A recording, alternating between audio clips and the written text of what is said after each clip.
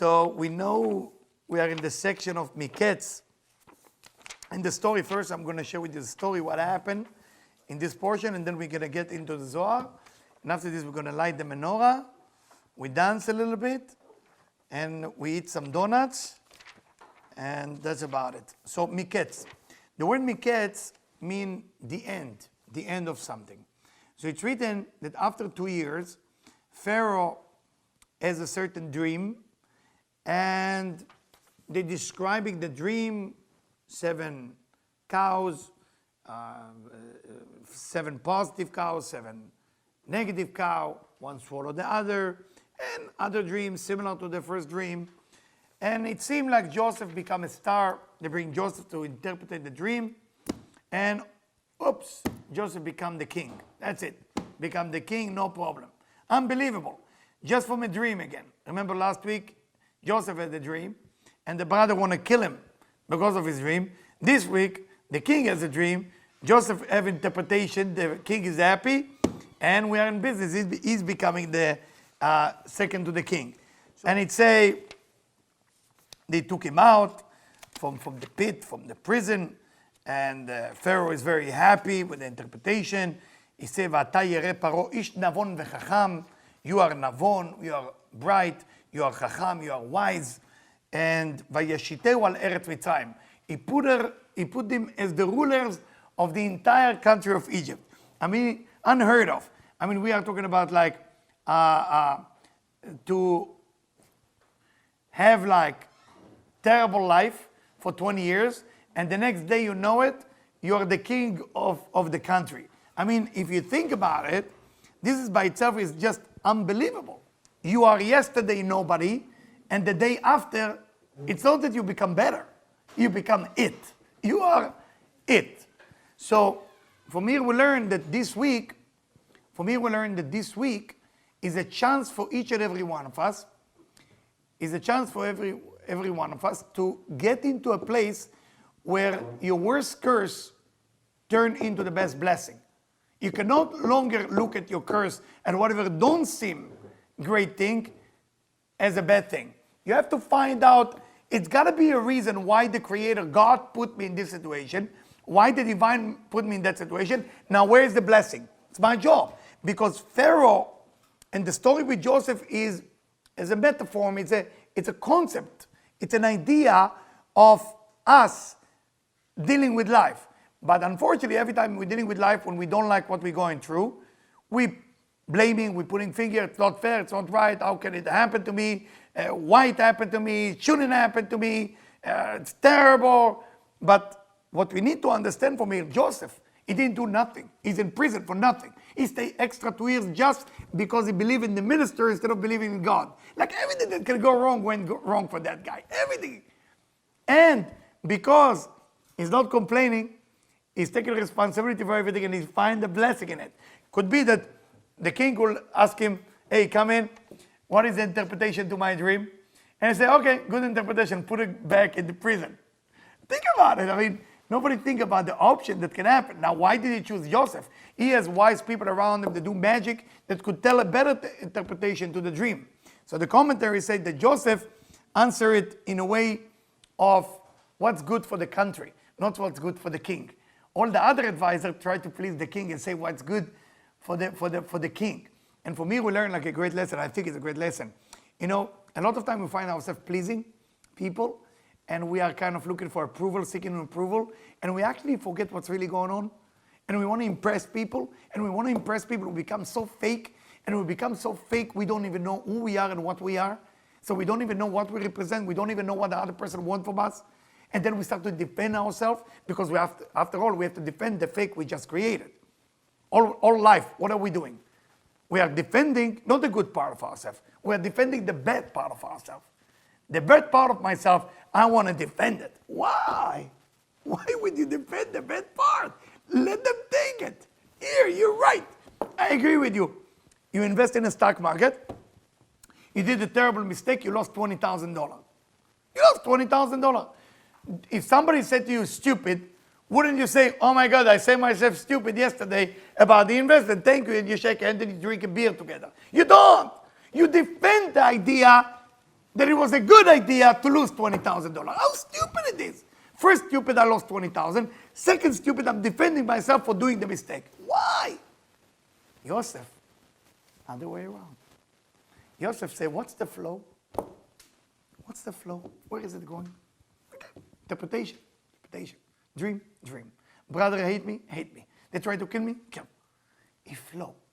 When you flow, natural flow of your soul, the natural flow of your soul, you start meeting the right people, the right situation, the right job, the right of everything. But when you not let things flow, you have to fake, you have to lie. And unfortunately, the one lie you don't want to do, don't lie to yourself. People lie all day long. It's okay, it's normal. It's a defense mechanism. But lying to yourself, it's got to be a limitation. So it's a very important to demand. The word is to demand more from ourselves. We have to demand more from ourselves, not from the universe. I have to demand and lift my level of expectation for myself in a way that I will understand that I'm here for a reason and I need to find the reason. But whatever person like you or don't like you, that's not going to define who you are. Whatever people agree with your path or not, that's not going to define who you are. You got to be whatever you got to be. Now, you can't please everybody. You cannot even please one person. It's not the mission. It's not even the job. It's not even the job. But if you are on a job and you are on a journey, then it will find you. Thank you. It will find you. תודה.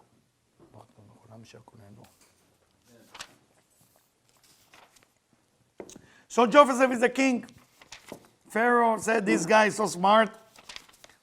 He will do whatever he needs to be doing. And now comes the real scene, almost like Broadway show. The brother. The brother appear. Remember the brother from last week who tried to kill him, tried to do that? They're coming. Why they're coming? There's no food. And there is a section here which is difficult. He play game with them. He's teasing them. They don't know it's Joseph. He's a good looking, right? He went to the best salon here for men, you know. So he got the collar, put some curly hair, bandana, I don't know what else he did. He got some Harley Davidson. Nobody recognizes Joseph now, right? Nobody recognizes him.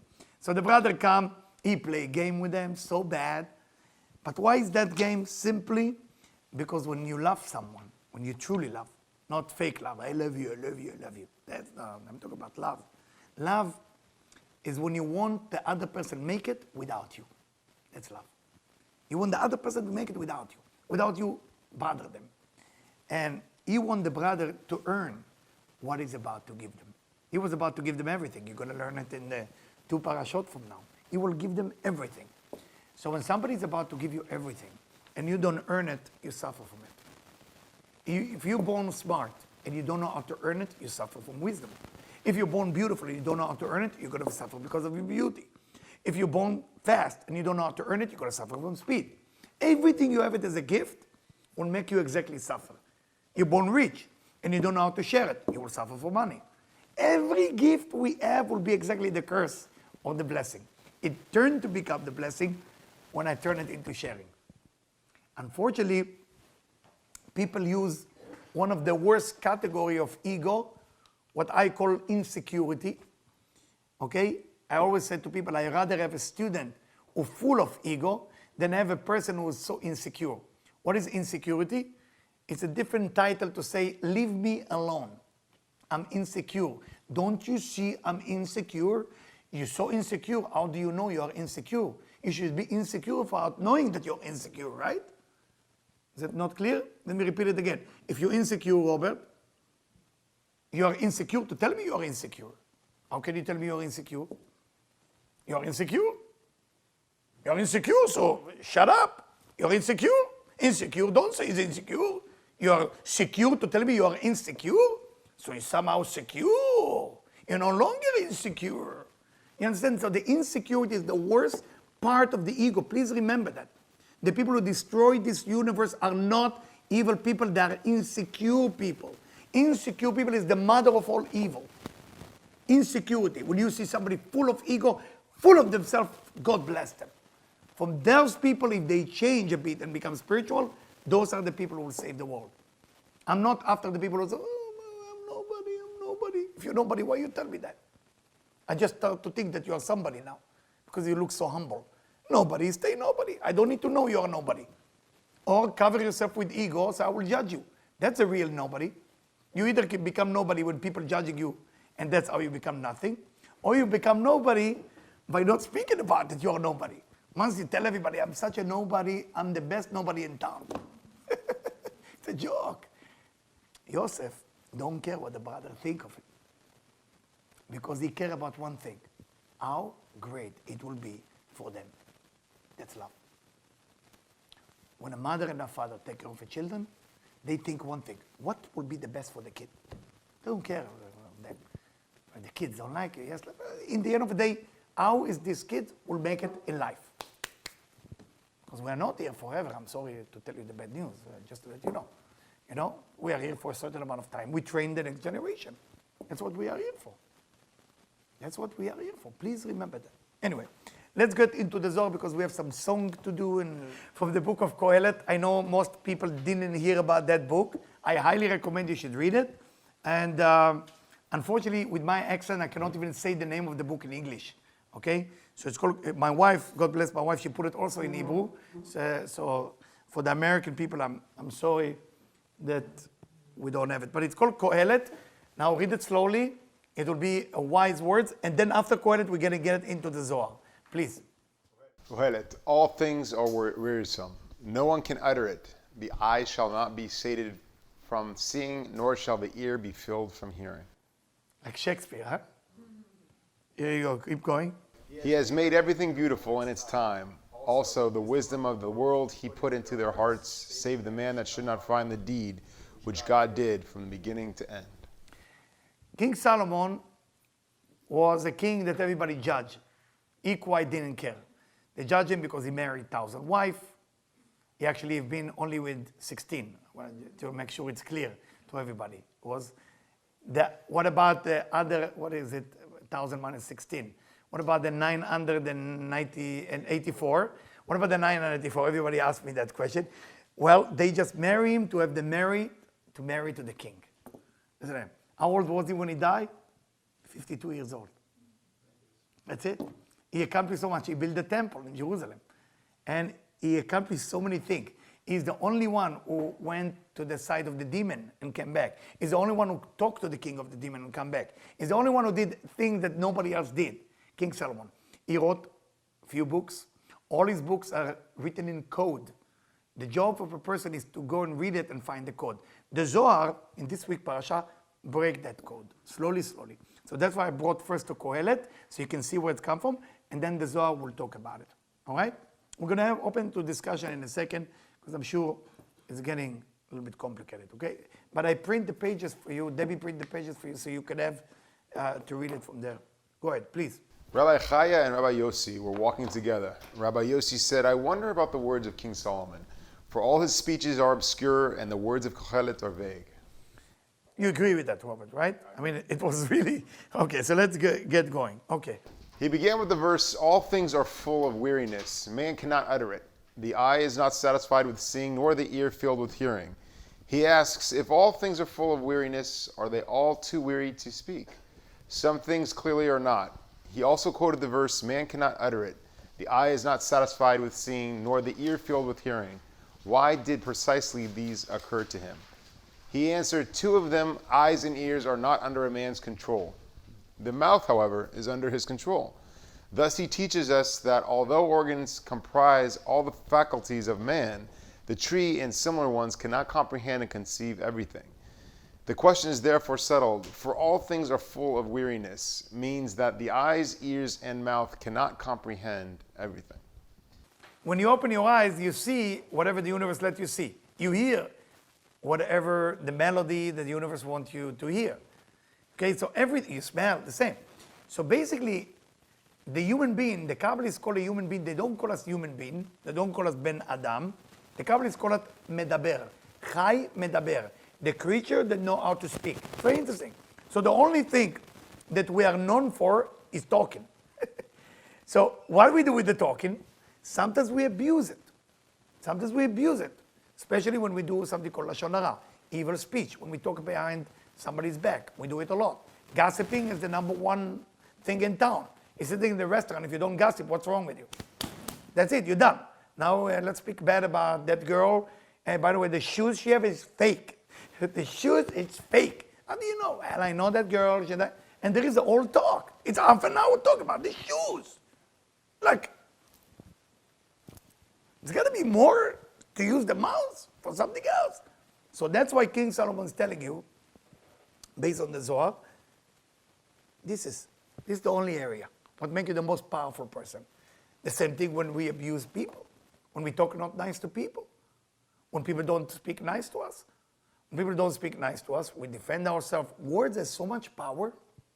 The Zohar even says that when you wish to yourself something bad, you have to be careful, because there is an angel who's sitting next to you all day long and waiting for you to say bad thing about yourself. And that angel say, Amen, let it be. That's what the angel, what job for that angel? Just to agree with whatever you wish for yourself. So if you wish bad, the angel say, I agree, let it happen. So it's saying one of the most dangerous things to do is never speak bad about yourself, to yourself. Never say, I'm no good, I'm the worst, and stuff like that. Be careful with that. Let's continue with that. Let's see where it's taking us, please. Rabbi Chaya said, it is so. A man's speech cannot utter, nor the eyes see, and the ears hear. And there is nothing new under the sun. Come and behold, even the ghosts and spirits that the Holy One, blessed be He, formed under the sun, cannot say all that there is in the world. Nor can the eye see or the ear hear. Solomon, who knew everything, therefore said this. Okay, so again, emphasize the point before, the words, to understand nothing is been created under the sun. Under the sun, those of you who know Kabbalah, mean under the Eranpin, there is no existence, of course, above Binah, there is different reality. I'm not going to go into the details right now, that's on Thursday usually. But just to have an understanding that this reality that people speak, it's a reality that unfortunately very difficult to change. It's an existence. But let's continue. Let's see where it's taking us, please.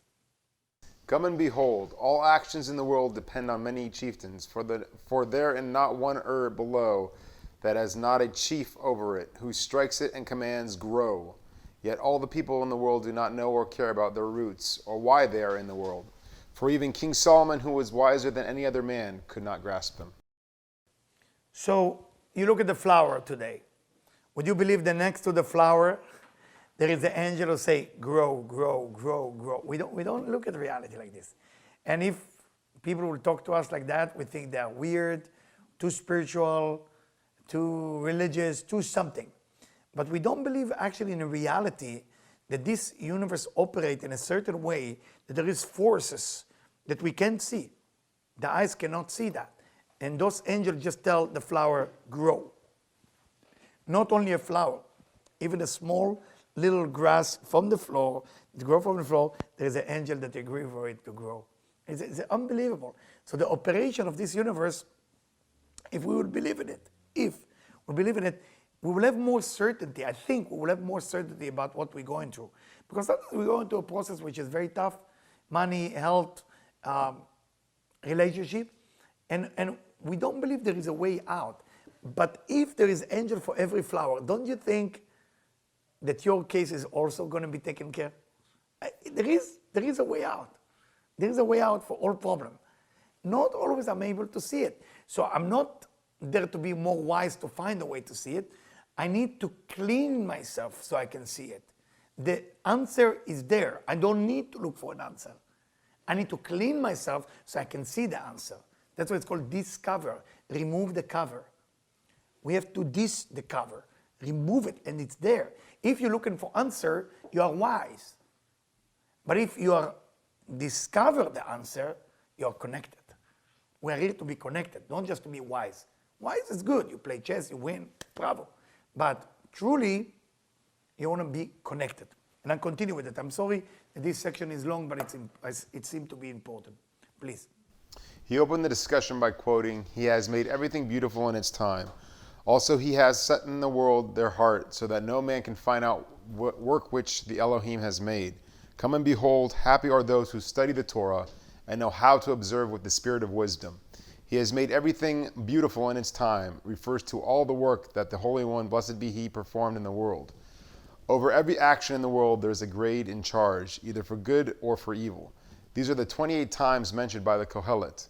14 for good on the right in the secret of the Shekhinah, and 14 for evil on the left in the secret of the other side that punishes men. Right, if you're religious, so usually it say God. Here it say, no, God don't punish you. The dark side punish you. It's very, very interesting. The dark side punish you, and there is 14 and 14. How many joints you have in your hand? Very good, 14. How do we call this in Hebrew? Yad. Now you know why it's called Yad. Because Yad is Yudalet. Yud is 10, and Dalet is 4. Now you know why it's 14 joint here. So it's been named after the amount of joint you have here. Interesting, right? I mean, it's there. It's there. But let's continue with the same section of 52, please. From them, some Greeks go to the right and some go to the left. When a man goes to the right, the deed he performs, the grade appointed over the right side, over that right side, gives him help, and he has many helpers. If a man goes to the left and performs a certain deed, the chief of the left side denounces him for that deed, conducts him to that side, and leads him astray. Therefore, when a man acts worthily, the chief of the right side helps him. The in its time referred to in its phrase, beautiful in its time, tells us that the deed was properly connected to its time, to the nukva called time. The secret of the 14 times for good is their being on the right. Through the punishments of the 14 times for evil, a man chooses the 14 times on the right and cleaves to the Shekhinah. It is found then that he has made beautiful everything in its time.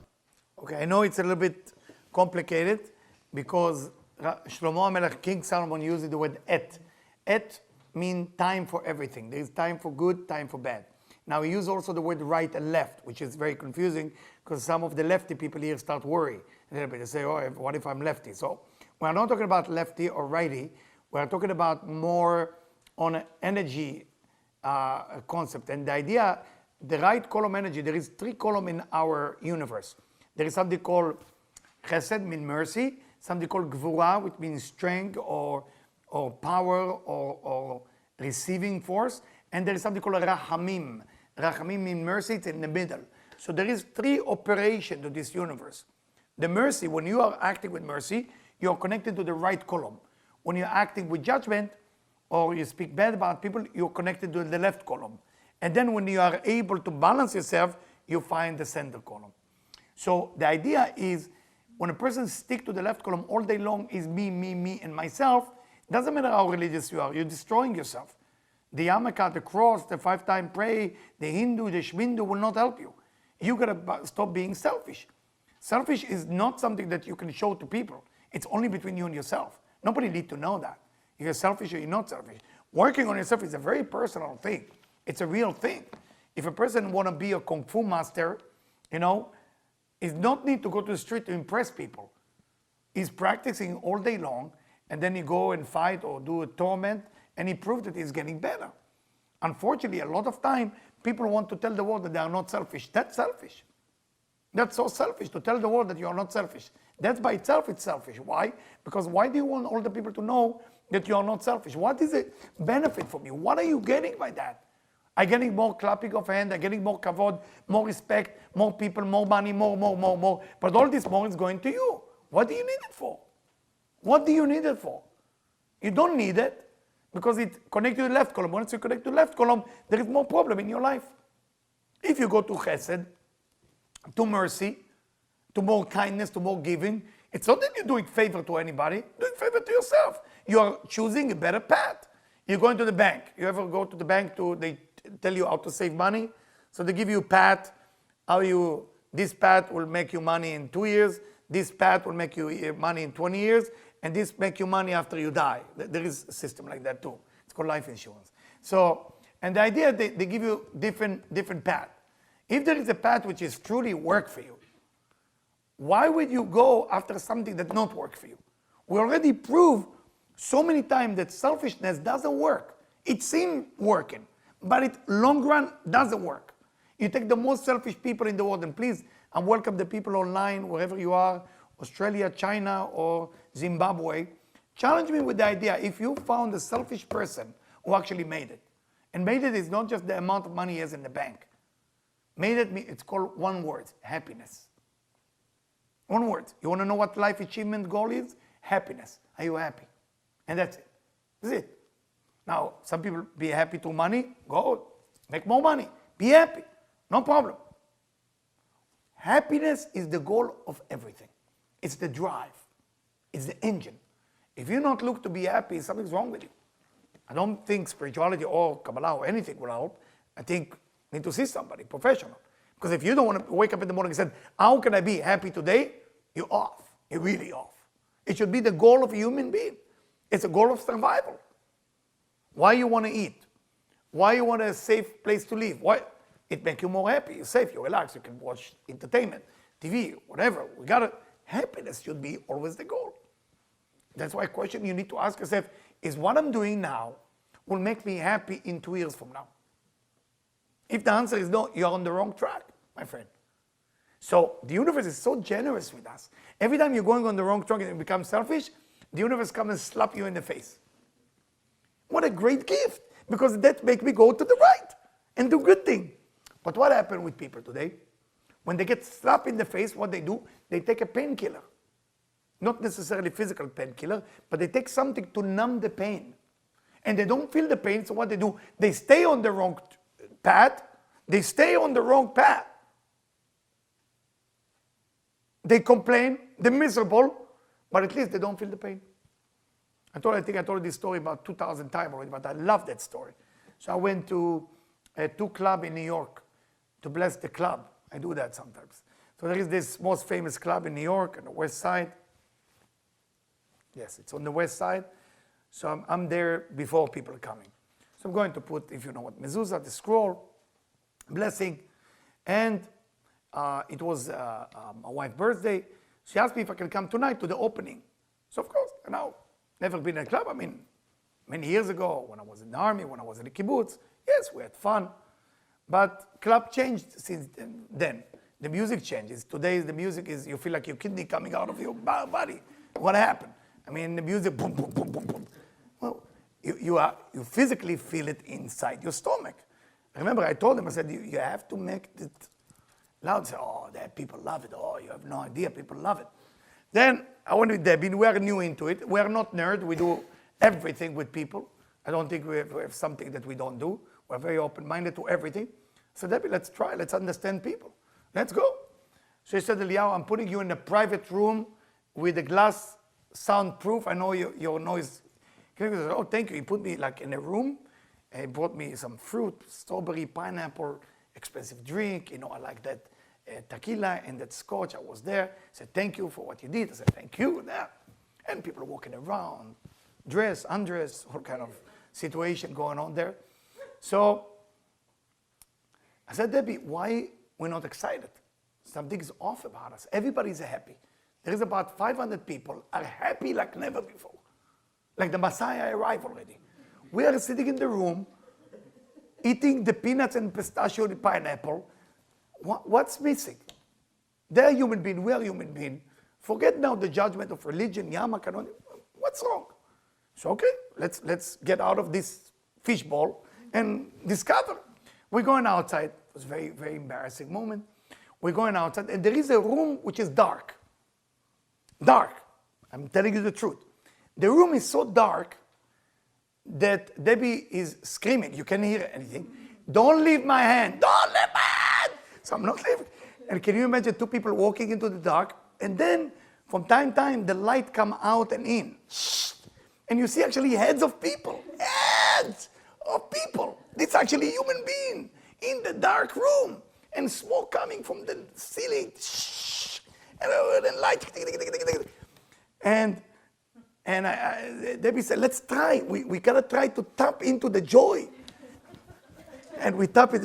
You had to see it. You had to see it. And we are doing. It happened to us 2 or 3 times, I think. The other experience I'm not allowed to say, but this I remember. And so I went back to the fishbowl and closed the door. And said, wow, that's interesting. I get it. I mean, people want to release and dance. So he came to me. He came to me with 2 big people or clown, whatever you want to call it, into the fishbowl. Say, Eliyahu, how you doing? I saw you guys. Yes, I came out. I went to the dark room. Say, what do you mean dark room? It's a dancing floor. I say, yeah, okay, no light. You can see. I was almost lost my wife there, you know. So scary. And then he said to me, what do you think? It's a place of energy. I said, hey, great, people are happy. And then he asked me, I asked him, how is it work? How they not get scared? Dark room. They don't know who they're dancing with. They don't know who is there. I don't know. Is it all club or that's only that place? It's the only club like that, right? Usually there is light, you see the face. So, no? Oh, I thought that's the only place. So, then he answered like that. He opened his hand, he showed me a pill. So you see that pill? When you take it, the smoke is not a smoke. The dark room is not dark.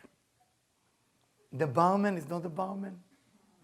The fishbowl is not fishbowl. The pineapple is no longer pineapple.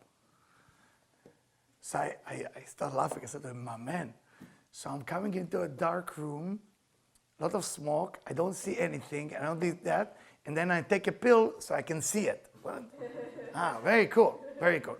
So the reason I mentioned that to you, because at first I think it's funny, but the idea is a lot of time we force ourselves to go after whatever benefit my ego, benefit my left column. I'm not saying it's always bad, but I'm saying if that's all what you do, it's become bad eventually.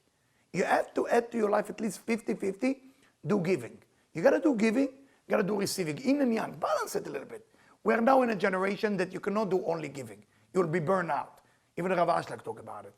But you cannot also do all day receiving, me and myself. It's also gonna kill you. You have to find that balance. You have to find the balance between the two, because if you only do giving, you're not gonna last. You're not gonna last. Your energy will shrink. But if you also do only receiving, then the dark side starts working with you. And that's, you no longer have control over that.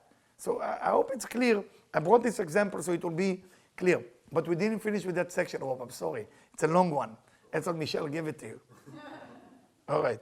Also, he has set the world in their heart. This means that the world and all its actions are not bound to holiness except through the heart's desire, when desire rises in man, which is the secret of the verse. Know therefore this day and consider it in your heart. Happy are the righteous who draw by their heart's desire good deeds that benefit them and the whole world, and who know how to be attached to the time of peace, that is, to the time of high union called peace. By the strength of charity that they give below, they cause the grade called all, Yesod, to illuminate in its time the Nukva. So let's explain Nukva. By the way, the word Nukva in Aramaic means the female, but it's not the physical female, it's the female aspect of creation. Because in creation, like Chinese method, yin and yang, in creation also there is Dukhra and Nukba, meaning the force of giving and the force of receiving. Both are needed. For example, if you take the ground, Mother Earth is the receiving force. The seed you plant in Mother Earth is the giving force. The seed cannot exist without the land, but the land cannot bring fruit without the seed. So both work together. It's a unity between them. So it's written here, Ratzon Alev, the desire of the heart. Talk about the desire of the heart, and then he's talking about charity. Charity is the most beautiful thing a human being can do. Nothing is more powerful than charity. But charity has to be done with two aspects, actually three. One aspect has to be painful. One aspect has to be with happiness. And third aspect, you should not think that you're helping someone. Let me repeat. Painful, with happiness, and you should not feel that you're saving someone. You should feel that that person is saving yourself by you giving him. So for example, if you meet, and so what about if you meet the wrong people? Are you supposed to give to everyone? No. If you know that the person is fake, you should not give. You should not give. You know, people think, because sometimes people give $1 and they have ego. After the $1 you give, how much ego you have? Tremendous. So they stole $1, you have ego, two people lose. For $1 you feel already, oh, yeah, I'm giving charity. Yes, no, you have to beg the Creator, can I meet the right people? To meet the right people, that's a zechut, that's a merit, that's tremendous merit. To meet the right people. To meet the right people. I had a merit, I had tremendous merit this Friday. I don't know why God put it in my path, in my way. You know, a person that doesn't even say hello to me or talk to me. You know, I heard them talking to his wife that they don't know how to bring to all the shul. They have a synagogue, how they're going to bring donuts to the shul. It was struggling, have an argument with his wife. What an opportunity. I don't even know him, I don't think he know me, but Baruch Hashem, we're able to our organization to make sure that everybody will eat there. I was feeling very good about it. Was it real, not real? I don't care. But I was feeling good about it as I was giving because that person gave me the chance to give. So hopefully it was done right. Hopefully. Again, you never know. And because you never know, it's called tzedakah b'seter. Tzedakah b'seter means hidden charity. Hidden charity means you never know what you did was the right thing. But remember, without you thinking giving, you are not alive. People who don't think giving are dead. They just, if you ever live in a farm, you take the chicken head off, the chicken's still running. Still running. Unfortunately, I live in a farm 4 years, so I'm telling you, still running. Why? Because still, I don't know, the nerve system or something, I'm not smart, so I don't know about that. But the idea is, you have to give all the time. Not just money, not just clothing, not just shirt, not just flour. Giving is all day long. How can I give? I'm eating, hey, one part of my food. It's a giving, it's a thing. It's not people are writing a check. It's nice, writing a check is nice, but it's too official, the check. It's gonna be more. It's gonna be more. It doesn't mean you do your thing, people come to your office, the priest, the rabbi, here's the check, thank you, goodbye. No. What am I giving tomorrow? What am I giving after the check? That's when the giving begins. Share with you a story happened in LA. Maybe Shai knows the story. So it used to be a man I met named Leon. Leon was dating a girl. Leon was dating a girl. He take her home. The finale, he deserved a kiss or something. So somebody knocked on the window. Can't believe that. He opened the window. Say, I need money for my daughter, Madison. He looked at his wallet. He closed the window. He looked at his wallet, and he only have cash, $7. So he opened the window, and it's a dark window, so the guy cannot see. So how much money you want? So I'm short $5. It's okay. You go down, get the $5, say, here's for you. Thank you. Close the window, go back to the date situation. Going back to the date situation, turning the face the other way around. 2 minutes later, knock on the window again. What's going on tonight? You open the window, same guy. He says, sir, I'm so sorry to bother you again. And you see the girl say, I'm really sorry, but I did a mistake. It's not 5, it's 7. Now I'm going to stop the story here. What will you do? What will you do? You have to. You knew exactly how much you had. It's too much of a coincidence. Nice. I like it. I didn't think about it. I like that. No, but it's a situation. It's a situation of charity. What will you do? And the story is more deep, to my opinion, than what really happened there. Do you know that most people, doesn't matter what you answer, but keep the answer in your brain and tell me what you think. Most people will not give the 2. Yeah. They will feel like somebody is cheating them. Not because they're bad people. Not because they're bad people. They feel taken advantage of. And the real test for that individual was only $2.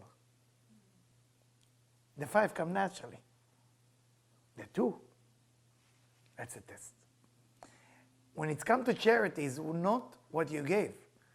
It's after you finish giving, now begin the test. Now begin the test. You give everything, you're good. Now you're sitting for dinner. Say, that's a charity in my office, it's charity here. Yofi, I'm taking my shower, make myself dinner, knock on the door. Somebody walk in, doesn't even let you open the door. Walk in, I'm starving. I'm making my food. I really want that food. Would you give it to me? That's the beginning of charity. So charity is not what you officially meant to be giving. Charity begins after you gave. It's the same with time. The same with love, the same with everything. Unfortunately, we stop at the $5. $5 is just an example. We stop after we did the right thing. After you do the right thing, then the giving begins. Are you chasing the $2? The $2 is like $2 million because it's a test. It's a real deal. Share with you another story about charity. I was in the valley, going to the valley. My wife went to buy shoes for the kids. So something's taking long. Me and shopping in a store are not good. I'm willing to be the driver, the pay and everything. But sitting in the store and not understanding where we're going from here, tough for me. So I'm outside. I said, Debbie, I'm going to go outside a little bit, taking a walk. So I'm going outside. This family approached me. Okay? Mother and 3 kids. We're starving. Would you help us? And I'm looking. I'm sorry to describe, but they don't look starved, if you know what I'm saying. They look like they should starve for a few days. Okay? I'm sorry for the description. So, but I say it's a test because it was on Friday. And the Ari said on Friday, when somebody asks you something, you should find a way to give. So now I'm saying, okay, there's a restaurant right here. Come with me. And that's the funny part. So I said, okay, I said to the lady, please make 4 sandwiches, you know, the long one, the Subway with everything, put just everything. Here's a credit card, I'm going to pay for all of them. Say, you want something for you? I said, no, I'm not hungry, but just make sure for them. So one of the kids say, no, but I don't want mustard on my sandwich, and I don't like these things. Can you put something else in?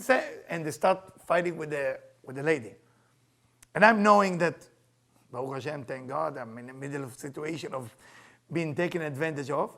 But I guess I deserve it, because when you meet the wrong people, it's also a test, you know? So, okay, I have to continue with that. It's Friday. Rabbi Isaac Luria said when it's happened on Friday, you have to continue with that. And I did it. And when I came into the car, I started laughing hysterical. My wife came with the shoes and said, what's so funny? If I tell you, it's a weird story, just a weird story. But what am I trying to tell you is how did I behave after I find out I've been a fool?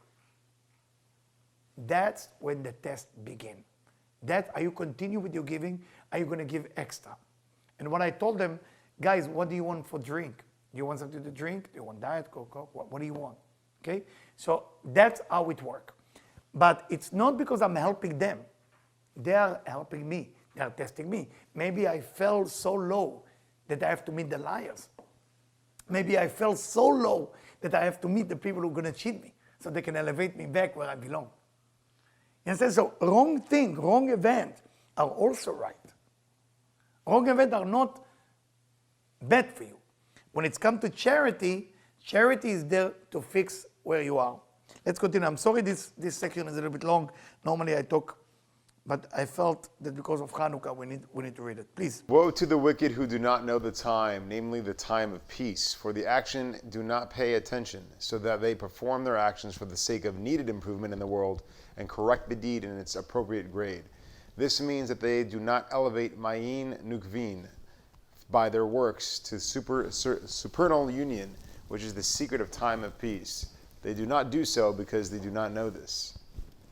So the idea of knowing the right time, like astrologer will tell you the right time, you need to know the time of everything.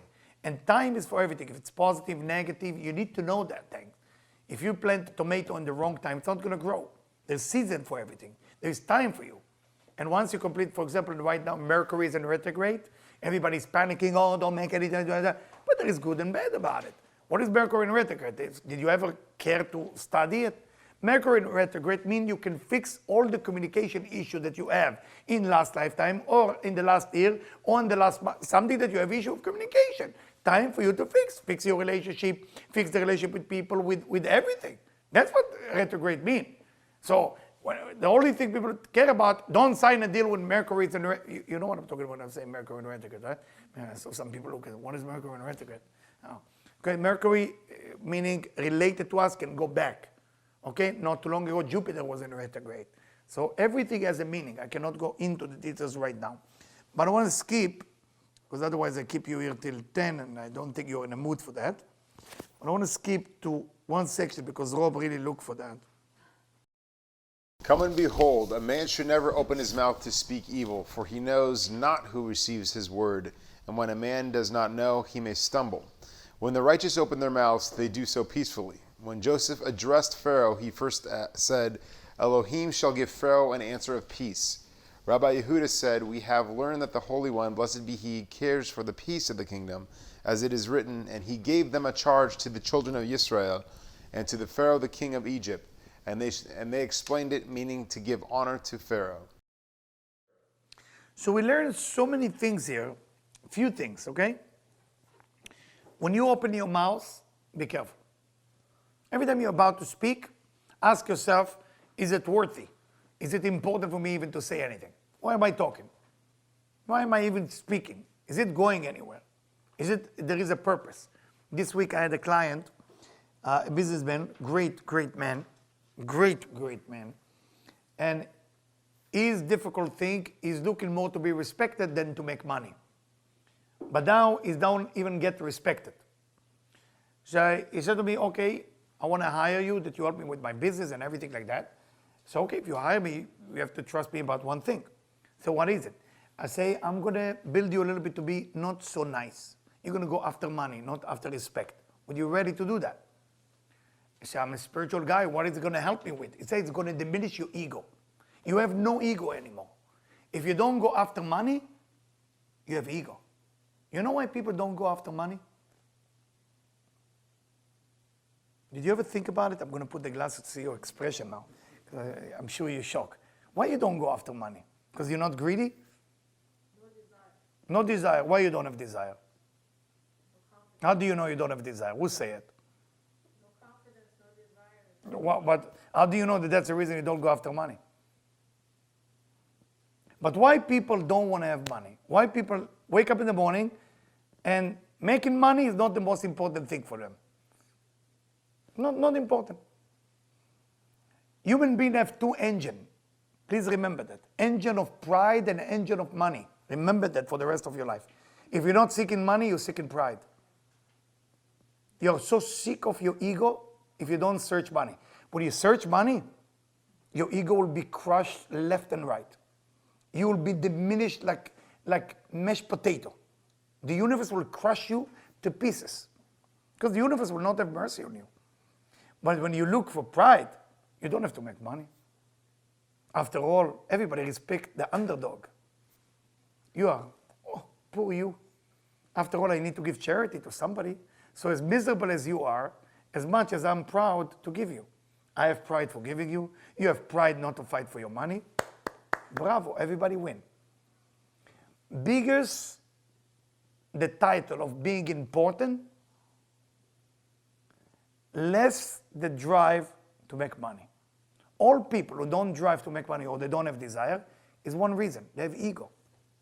They're not ready to humiliate themselves for the pennies, for the dime, for the dollar, for whatever it is. But if you're ready to humiliate yourself, you're going to be very rich. There's no reason why each and every one of you should be very rich. There's only one blockage. What people might think of me. That's ego. All ego, pure ego. If you don't care what people think of you, and I'm not talking about the good motive, the wrong motive, I'm not going there. I'm going just in the general concept of pride. By the way, it's not my words. If you can find it in a book that's called Path of the Just from Rabbi Moshe Chaim Luzzatto, one of the greatest Kabbalists live in Italy. And the idea that he's talking about beggars, he said that beggars has more ego than a businessman.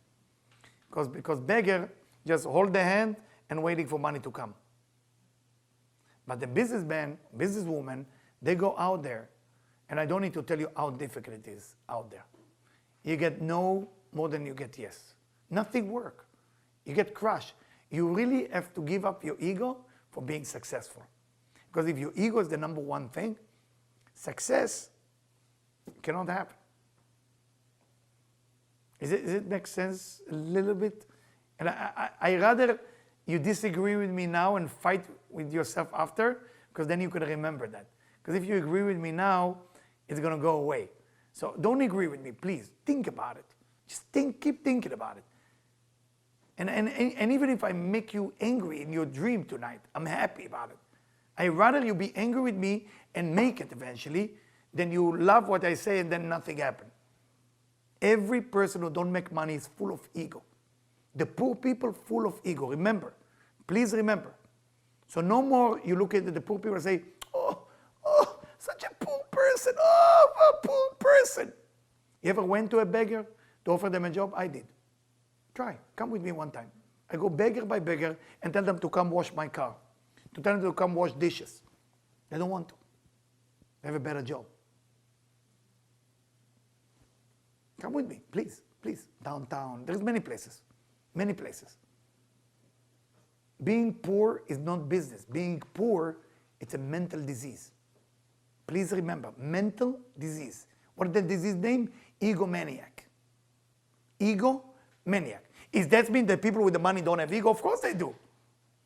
So I don't want you to go totally off with that. So now if person is worth 24 billion, he doesn't have ego? Of course they have ego. But they use the ego as a drive.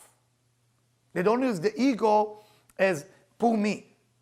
When you want to be poor me, you will be poor you. What do you want? You want to be poor you? Be poor you.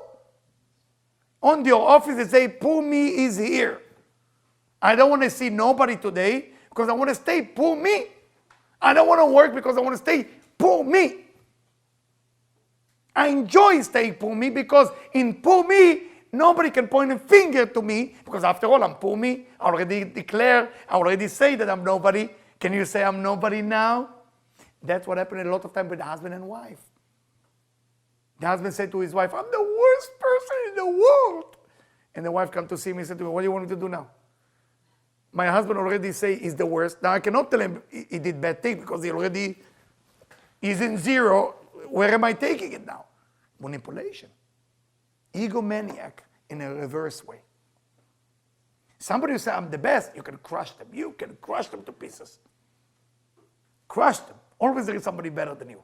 But when you say, I'm the worst, I can never catch you. Nothing is there.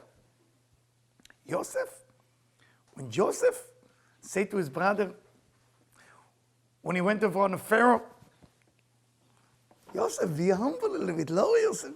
Be low. Why? Now think about it, how selfish you are if you have that fake humble, as Rabbi Moshe Luzzatto called it. If you have a gift now in your soul, and you hide it, and you not give it to the world, because you're afraid what people judge you, what about the world? What about if I have a surgeon who is about to save life of people, and he come to me and he said, Eliyahu, listen, I'm not feel good about myself anymore doing that. I don't think I'm good enough. It's not about if you're good or what you feel about yourself. There's people need to be saved. That's your job.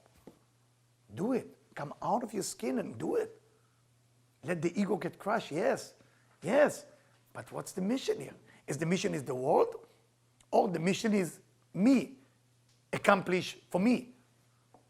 So unfortunately, in the new generation, I call this time the new generation, people, when we had a great dinner this Friday where I enjoyed so much, with so much conversation, and we talk about motivation.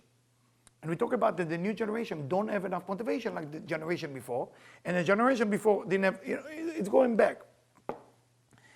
And the lack of motivation could be desire, is a fear of how people will judge you, which is the ego.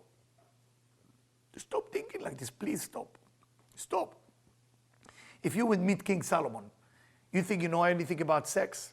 Would you judge King Solomon to be a sex, what do you call it, addict? 1,000 wives! Can you imagine on Pico? People walk and there is this King Solomon. Shame on him, 1,000 wives! What is he doing with 1,000 wives? I don't like, right? I mean, who's the king of the United States now? Trump, right?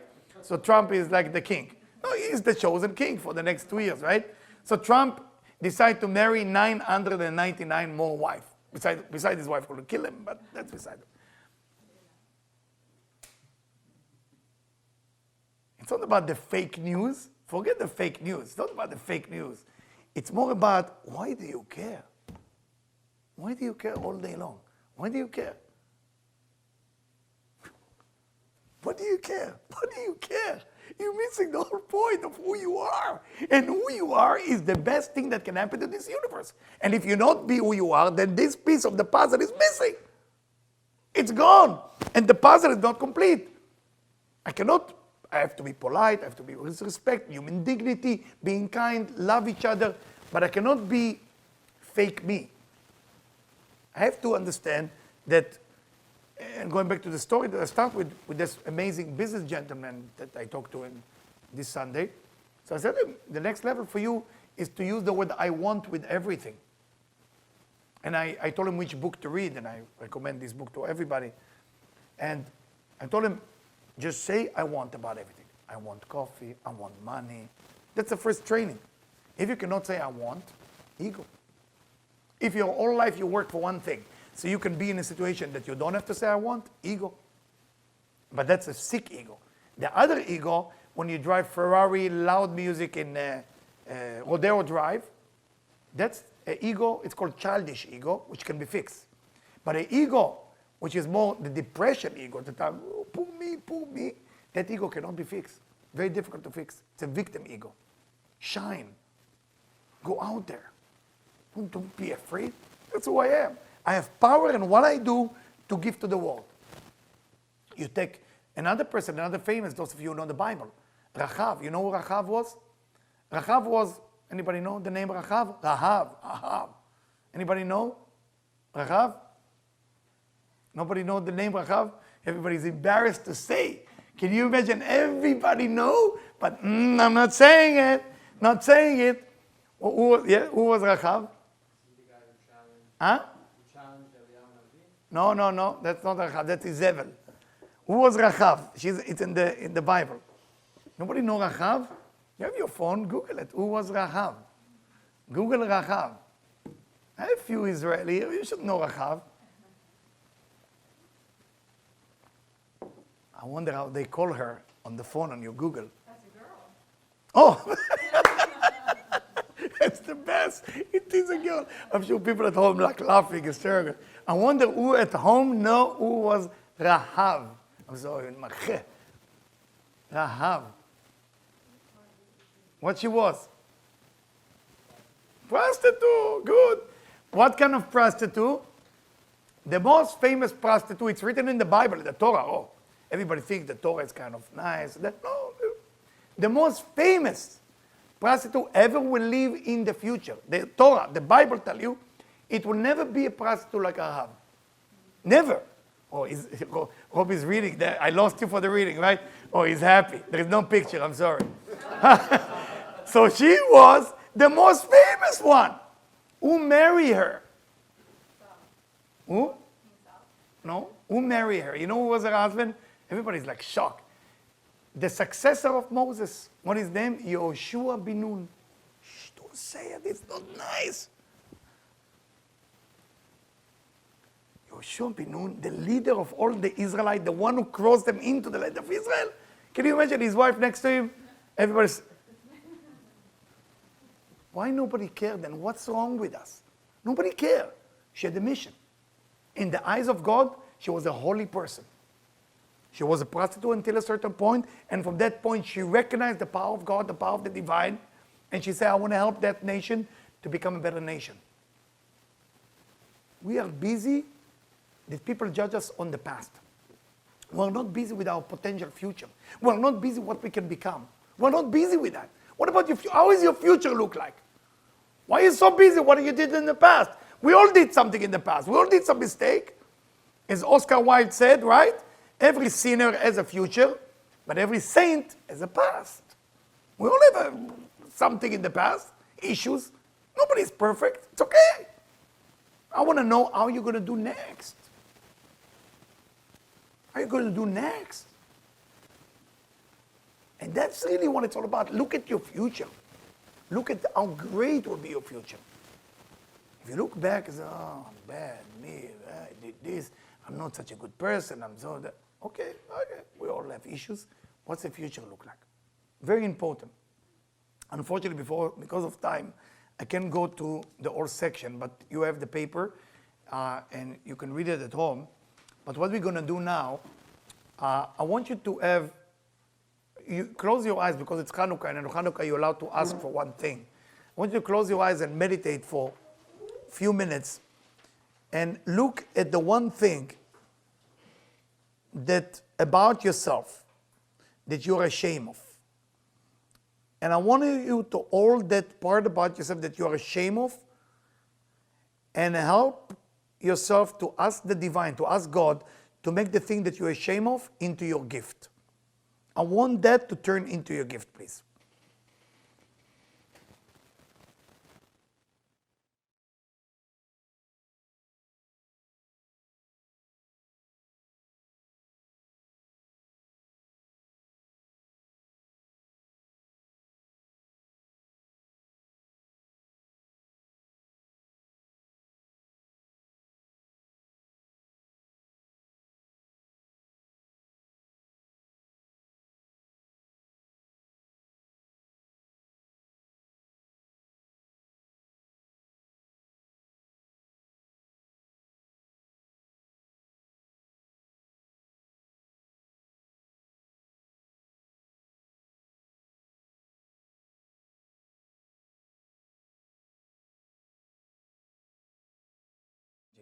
Thank you.